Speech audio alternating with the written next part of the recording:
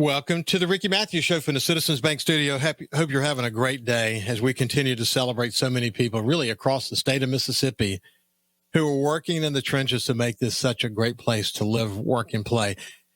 You know, I've said this many times on this show. One of the things about being a CEO, and I think specifically about my time, in coastal Mississippi as the president and publisher of the Sun-Herald, is that when you're the CEO of a company, you don't have as much time as you really want to get to know people. You don't. You have editorial board meetings and you're involved in the community and you cross paths with people. Some you work with, really diligently in the trenches, like I had the opportunity to do after Hurricane Katrina. But you run through life so fast, man. I mean, it's busy. You make surface observations about people. And that moving fast often robs you of the essence of the people around you. And that is just true. If I look back, that's true when I left the Sun-Herald to work for Advanced Condé Nast and the projects I was involved with and the responsibilities I had. There are only so many hours in the day, and you don't get the opportunity to just sit down with somebody and have coffee and get to know them. Hundreds of people, if not thousands of people, fit that description that you pass along the way. And to me, looking back on my career, that's probably the thing I look back on with more awareness these days, because I have this show now. This show, because I don't have millions of dollars to worry about and thousands of employees to worry about. I'm in retirement doing this show. I get a chance to circle back. I get a chance to really begin to say, and I've done this for 5 years now, to have those deep conversations with people that I've crossed paths with along the way, but never really had the opportunity to just, spend some time with. And one of those people is my next guest, and we're going to spend the whole show with him. And it's Jimmie Ladner. He's the tax assessor and collector in Hancock County. He's also the county administrator.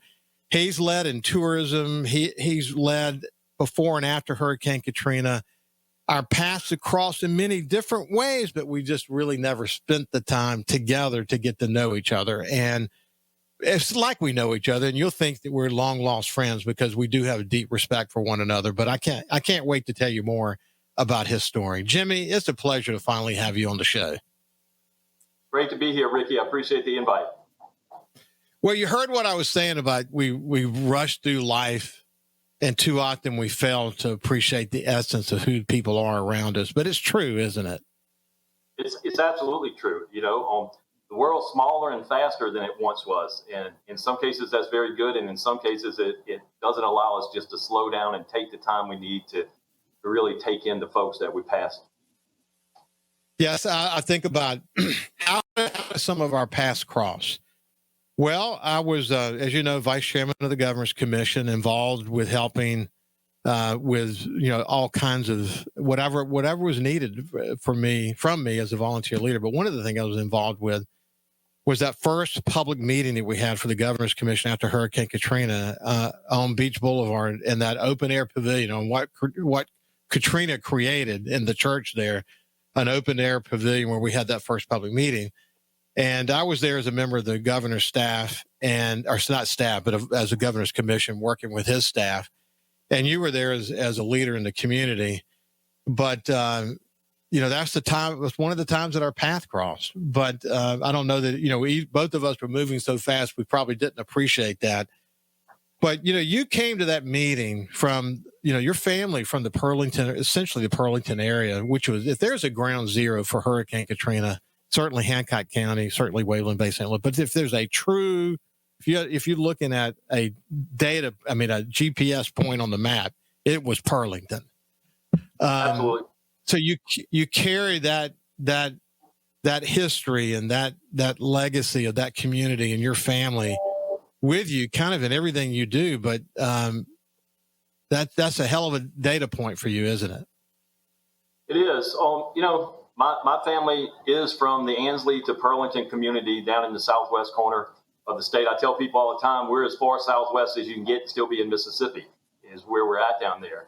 And it's the area of the county that has been the slowest to come back. We still have some some challenges down there. You know, the elevations are certainly a challenge, which lead us straight into the insurance cost. You know, now the county has done some work to make sure services are back provided. You know, when I grew up in that area of the county, we didn't have sewage and water. Now most of that area does, so that's helping. So, and we have a very resilient people down there. So I don't expect that to always be the case. It's just been a little bit slower coming back than the rest of the county. Yeah, there's always been all these theories about whether the levees in New Orleans. It's ironic, though. We have that. Which storm was it? I'm trying to remember. What was the date? 2009, 10, 11. I think it was in 2012. There was a storm and tremendous storm surge in that area again. And of course, I was in New Orleans at the time. Yeah, which one was it? Gustav. Yeah. So still lots of flooding, a lot of speculation about how protecting New Orleans could have, impacted that area. I don't know we'll ever get a clear answer on all that, but still a challenge for that community, isn't it? It is. On that particular storm you're talking about, Ricky, it put water in areas of Ansley that were the same levels as when Camille hit. Now, the reason it didn't get a lot of the coverage at that time, because most of what had been there had been destroyed by Katrina. So there wasn't a lot of structural damage, but only because there was no structures there. But when you look at the actual water levels that was in the community of Ansley when Gustav hit, it would rival Camille.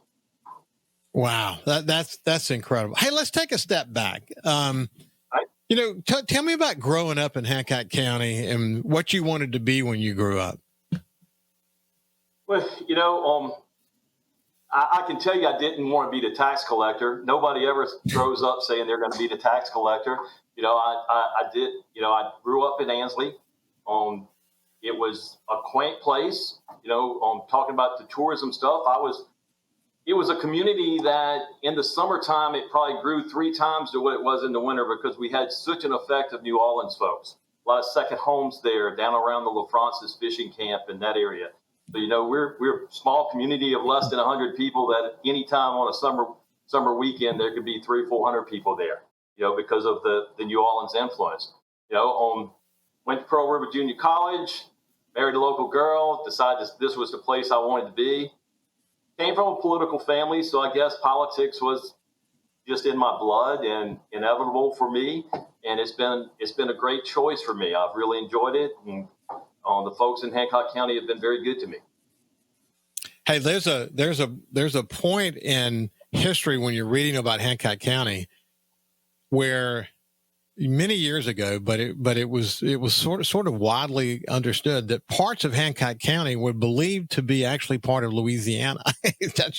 That's the way they thought of it. I know it wasn't on the map. It wasn't like that, but people literally, when they talked about it as an extension of Louisiana. And I mean, it was Louisiana's playground, wasn't it? Absolutely. Bay St. Louis, even as far as Bay St. Louis was a place, the train, we recently got the train. I can remember my grandmother talking about using the train to go back and forth to New Orleans because they did most of their commerce in the city of New Orleans as opposed to the Mississippi Gulf Coast, because there was a depot in Ansley and they would go in on a Saturday and make all their orders and pick it up at the depot on Wednesday. So, bringing the train back is almost a step back in time from that standpoint as well. It is a fascinating history there in Hancock County. I mean, who would have thought? I mean, I often think about the Stennis Space Center, for example, as the vision of our forefathers to create that buffer zone. And, even today where, what that's created for us for potential future diversified economic capabilities for not just Hancock and Pearl River counties, but also the entire Mississippi Gulf Coast. And frankly, as we were talking about before the show started, even over into Louisiana, you think about the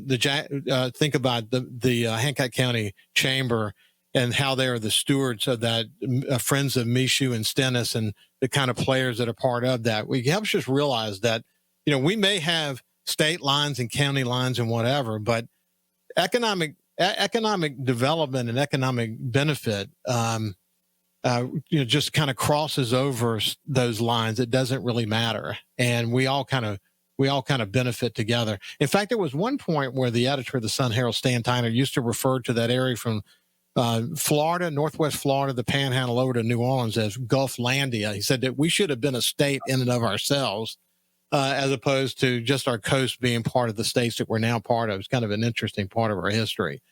When we come back on the other side, we're going to continue our conversation with Jimmie Ladner. I want to, remind you, for people who don't know what the tax assessor does or the tax collector, the county administrator, the county administrator in most counties is a full-time job in and of itself, because it has a very significant role. And if you think about Hancock County being sort of this rural county, you may not be aware of the incredible, massive economic development that's taking place. You think about the casinos that are there. This is not your just a bedroom community for Louisiana anymore. This is a thriving community. And I have to tell you, I think, all signs are they're working pretty darn well together. I have to say, in Stennis down to the Port and Harbor Commission, at all points in between, to do what's best for not just Hancock County, but Mississippi Gulf Coast. We'll see you after this break. Welcome back to the Ricky Matthews Show from the Citizens Bank studio. We're visiting with Jimmie Ladner. He's a longtime leader here in coastal Mississippi in public life, tax assessor, county administrator, public leader. You think about the kind of commitment that you've made to the community, both in your elected positions and in your volunteer work.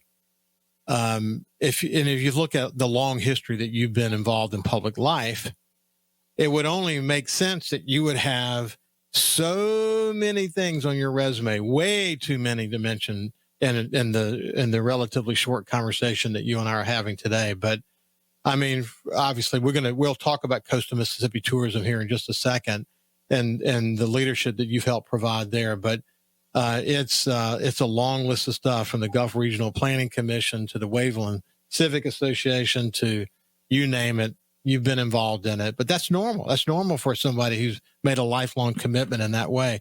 Hey, you went to Pearl River Community College, and in some ways, I think it kind of plays it into the hand a bit especially when you think about Stennis and how Stennis benefits both of those communities. When you got out, what was the first thing you tackled once you got out of school? Well, the first thing I tackled, like most people, was a job. I was fortunate at the time. Pearl River Junior College, and it was junior college then, not community college, had a program where they actually brought companies in to do interviews with us and stuff. And I actually went to work at the MISU facility for Martin Marietta and spent my first 7.5 years out of community college there, working in the aerospace industry. So that brings me a little bit closer to our Stennis place out here, because I have a pretty good understanding of what goes on out there. So that was my first platform. And where did you go from there? I left MISU and went to what is now Savic Plastics. It was GE Plastics there. Stayed there for 3 years. And then I went to work for Calgon Carbon Corporation and stayed there for about 8 years before I was elected assessor. And I've been assessor collector. I'm in my 26th year now in that position. So, are you one of the longest tenured tax assessors in the state? Are you one of the longest tenured? I am, and it's sort of shocking and amazing that I've gotten to that. I mean, because I can remember when I was elected, we had this little book with all the tax assessors and collectors in it. When I can remember looking at this and seeing these guys, like Mr. Mike Barnes from Hinds County that had been there forever, saying, "Man, how do you stay around that long?" And a buddy of mine, Mark Weathers from Lee County, the assessor up there, and when I were joking the last time, if you look at that book now, there's only 2 people in it that's been there longer than us. So, I'm one of the longest, and here on the coast, on the bottom 6 counties, the longest. Yeah, there's so much to really explore there. But one of the things that really stood out, and I can't help but notice on the calendar how all this fell into place. But when you started the GIS mapping project in, I think, 2003, did you ever in your wildest imagination think that Katrina would hit in 2005 and that the work that you were doing was be really important to that effort. And then, of course, then you had to go through reappraisals and all that stuff. Whew, what a testing moment for you. You know, when we put that GIS project together in 2002, 2003, no, I never had any concept that it would be needed so quickly. But I did think that there would come a time that we would need it, certainly not to that level. But when Katrina struck, it made our job reappraising the county so much easier, because we could literally do it through aerial photography, map after map, and FEMA had provided us aerial photography within a week after the storm. So and that was really important because we had to get numbers up to FEMA and to the federal government as to how much we had lost. Because people forget sometimes that county government, our revenue comes from ad valorem tax, not sales tax in the state of Mississippi. So we, in a 24-hour period, had lost over a third of our value in Hancock County. So it was important for us to be able to put that number down and put it down in a way that we could prove that to be actual truth, that we weren't just, guessing these numbers, that this is what it was. And I can tell you, my chief appraiser at the time was Mr. Lee Bennett, who has since retired, still lives in Diamond Head. Him and I put those numbers together on a copier outside the office in the Kill that we were using for a desk, because the offices in downtown Bay St. Louis had all been flooded. So we were actually working out of the North End tax office. It's about 1,200 square feet. We had the assessor's office in there, the collector's office in there, the Chancery Redemption, the sheriff's warrant officer in there, and a couple other people. And lines formed outside the door to get in and get copies of their automobile registrations and their deeds, because people lost all those, like titles, for instance, for cars. Most people keep their titles in their glove compartment. Well, when you had thousands of cars that flooded, all those titles flooded. And the major insurance companies were allowing people to start their claims just by showing proof of registration, giving them time to get a duplicate title back from the state. So we literally had people lined up out the door. My friend, who's another one that's retired, Sheriff Garber at the time, actually sent a patrol car up there and all the other chaos going on to sit in the middle of 603 with the lights on to make sure folks could migrate back and forth across 603 to get a copy of their automobile registrations. And some of them were getting copies of their home appraisals, so just to start the insurance process. Now, certainly they had to get the copy of the deeds and a copy of the titles of the cars before they could finish it, but that allowed everybody to get a jump start on it. So it was quite a time. Yeah, it was quite a time. So many challenging pieces. Listen, someone asked me the other day, I want to stick on this ad valorem tax for just a second. They said, okay, so Tate Reeves is focused on diversifying and growing jobs in the state. He said, he'll go down in history as an economic development governor. But he said, why all the fanfare around a data center? Because even though they're huge and whatever, I mean, one data center may only have 30 employees. I said, no, you don't understand. Building the data center itself is economic development, and then the ad valorem tax from that data center that comes back to the county is extremely important. I mean, that enables a county to do untold numbers of things. So people tend to lose that part of it, don't they? People do tend to lose that part of it. And it's particularly important for the schools, at least on the short-term basis. Now, it's important for everybody long-term, but particularly for the schools short-term, because in Mississippi, constitutionally, we can't abate school taxes. So when you get one of those things that moves in, I mean, it's a huge shot in the arm for the education system of that community. I mean, and they put very few people in the school system. So there's a huge financial benefit and not a lot of burden on it. And look, you can look. I talked to a buddy of mine a couple weeks ago. He's a supervisor up in Choctaw County, very small county, about 8,000 people, but they do great things up there. And they do great things because they have 3 power plants located in that community, which generates a huge amount of ad valorem taxes which allows them to keep their tax rates low for their residents and provide some phenomenal services up there. Wow, So that's I mean, it's important. So yeah, okay. So when did county administrator become part of your gig? I've been county administrator right at 3 years now. It started about 3 years ago. We had a county administrator that had been sick and left, so I took it over more initially as a temporary thing, and it just sort of morphed into it. And I would tell you, Ricky, the absolute truth of the matter is one of the things that allows me to do that is I am blessed with a very good staff on both sides of the house, both in the assessment collection office. All of my key people, my senior people, have been with me since almost the start. And the same thing on the administration side, our comptroller, our purchasing people, all of that, a lot of years, a lot of history. So, the level of staff that the Board of Supervisors here have been able to build is what lets that happen. I mean, I can tell you, 26 years ago when I first started out, I'd have never attempted this. I mean, it's just a little bit different situation. But you've learned a lot, and through that wisdom comes capacity to be able to contribute in different ways. And it would have been unfortunate, frankly, if the Board of Supervisors had not recognized that. And it's this, you've come across people in your career that have tremendous abilities, and you end up shaping jobs to fit that person. And when that person leaves, then you've got to make changes, because finding another person to fit the job that was shaped for the previous person, it may not be possible because it requires a lot of heavy lifting.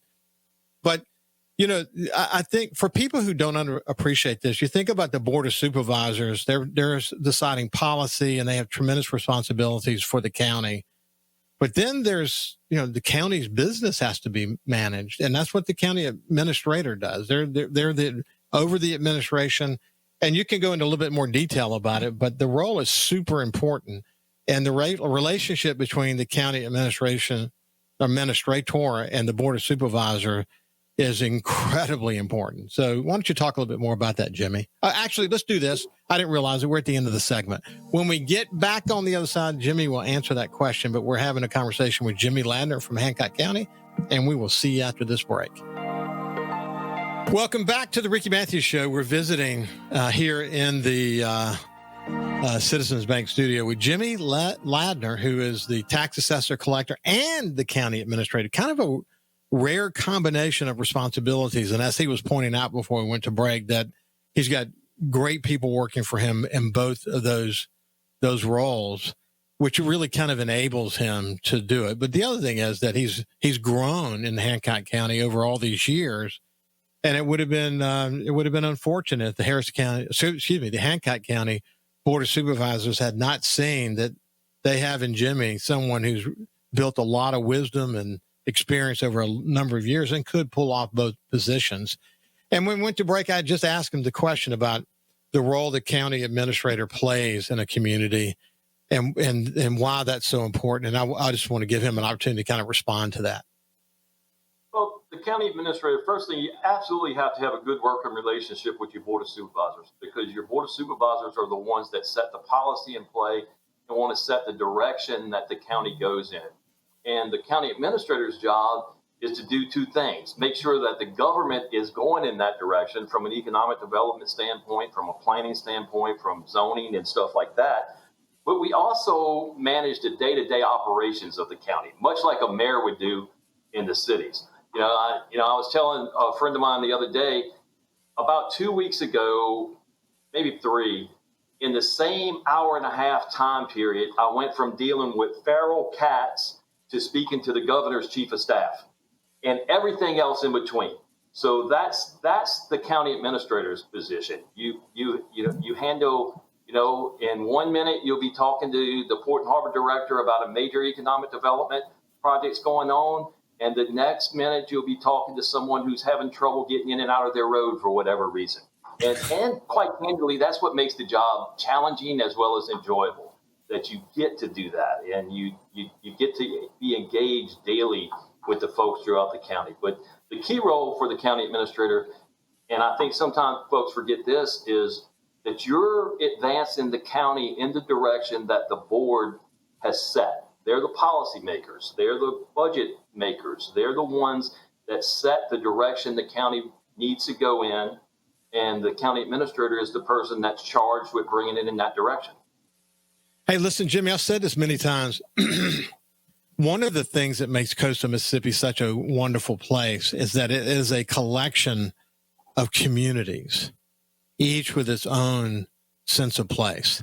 And after Hurricane Katrina, I think it really drove that point home. How do we get that sense of place back? And you think about what Waveland's doing these days. You especially look at Bay St. Louis and how he was able to bring that back. And that story's true if you go all the way along the coast. I mean, what's happening in Pascagoula these days, the long-term vision for the River City Moss Point is amazing. Gaucher, which often gets lost in the shuffle, what they've done with their outdoor pavilion. And, I could just go through every city because I've had the opportunity to visit with the mayors about all these things. So that's one of our strengths. I mean, with Cruising the Coast coming, we get to put that on steroids, this beautiful place that you can go city to city and see something a little different in each of those places. Okay, that's our benefit. That's the thing that makes this such a great place. At the same time, it creates big time challenges for us because if you look at, like, if you were just talking about sort of a regional economic development project that would include, say, the 6 coast counties, for example, you're talking about 22 separate political subdivisions. Whew, it's complicated, man. If you look at a place like Hancock County, you still got that. You still, people, when they think about Hancock County, they forget that Diamond Head is part of the conversation. And in Waveland, you mentioned the challenges in Pearlington. You think about how Stennis impacts that. Again, there's a lot there. One of your roles in Hancock County is to help kind of keep everybody on the same page in a way. You have opportunities almost daily to do that, don't you? Absolutely. And we are blessed. I've been involved with county government since I was a kid. I was 22 years old the first time I served in an elected position. So that's about 41 years that I've been here. And I can tell you right now, we have the best working team across the county that I've ever seen. I mean, our 3 municipalities and our county government and our port, we all work really well together. There are challenges regionally that we need to erase some of those lines, because you're right. When somebody's coming from upstate New York to try to locate an economic development project here, you don't know that the county line's in the middle of Bay St. Louis. I mean, he's just driving down Highway 90 and he's going through. So, one of my jobs as county administrator is to keep that relationship together. And, a prime example of us working together, and a lot of people don't realize this, we talked about ad valorem taxes a little bit. Hancock County is one of the few counties that gives all of the road and bridge money that is generated within the city back to the city. The law only requires them to give half back. But in an effort of working together and putting the money back where it was generated, our board has historically always given every dime back to municipalities, where it's generated. And we've been able to make sure that our roads are maintained, our bridges are maintained, and our tax rates stay pretty low, actually. Hey, listen, what's interesting, I had Nathan Baird on from the Harrison County Board of Supervisors recently, and they had just gone through the budgeting process, and it went really well for them. But if you go to the municipalities, you're seeing some softness. You're seeing they're having to tighten their budgets. They're having to make some tough decisions. Even cities like Biloxi are having to tighten their belts, and there's some tough decisions that have to be made. And, if you sort of read the tea leaves, there's a bit of a growing concern about disposable income and how that's playing out in places like tourism, for example. And we'll come to tourism here in just a second. But do you, in your conversations with the municipalities that make up Hancock County, do you also see some kind of tea leaves there that give you a little bit concern for now? People are concerned here in Hancock County. Our markets have been strong. For instance, all of our taxing authorities were able to keep their millage the same this year, with the exception of one school district, Picayune, way up in the northeast corner. And they were able to do that not because they cut budgets or didn't get extra money, it's because we saw value growth. So they were able to keep the millage rates at the same thing and generate that little bit of extra income that allowed them to do those things that's needed. Pay the increases in the insurance, pay the insurance, the increase in employment and stuff like that. So I understand the concerns in other places, but we're still strong here. I mean, and our land roll this year proved that out. A mill value in Hancock County, a countywide mill value, went from 692 to 730 this year. Yeah. So that's strong. And we saw every municipal mill value in the county increase. So, yeah. We're in good shape here. We're in good shape. Now, that's not to say that we should just spend money like wildfire. I mean, we should always make sure that we spend our money as conservatively as we can and on things that's actually needed, not just on things that are wanted. But our markets are still strong. Yeah, Hancock County has Silver Slipper and Hollywood, which both are tremendous, I always say community-focused organizations. And John Ferrucci, my good friend, that we go back to long before Katrina, and have been on the show many times. And even in retirement, I think he's still engaged in ways in the corporate efforts of the parent company for Silver Slipper. But we were lucky to have him. And I actually had Barry Regula on recently. Barry is not only the general manager for Hollywood, as you well know, but also for Boomtown and Biloxi. And one of the things he mentioned to me, and we're not going to try to dissect this now, but I just want to mention it, that because the state can't get a very specific kind of bill related to sports betting out of the legislature, we've really got to get that done, because we don't have all the tools in our toolbox to allow them to be competitive. And, when I was in the newspaper industry, if we could have had the opportunity to say, yeah, you can use the internet, but you got to be tied back to the Sun Herald, that would have been beautiful. We didn't have that opportunity. In Mississippi, is the way the bill is going to be the way the bill is worded, is it has to tie back to brick and mortar organizations. But Barry specifically, though, pointed out how sports betting being passed in Louisiana, how it's affected Hollywood. So, there's so many angles to this stuff, but we've just got to stay focused on making sure we remain competitive when it comes to our casino industry. Anything you want to say about that? Yeah, doing some research, particularly in my role as tourism, and I know we're going to talk about that a little bit.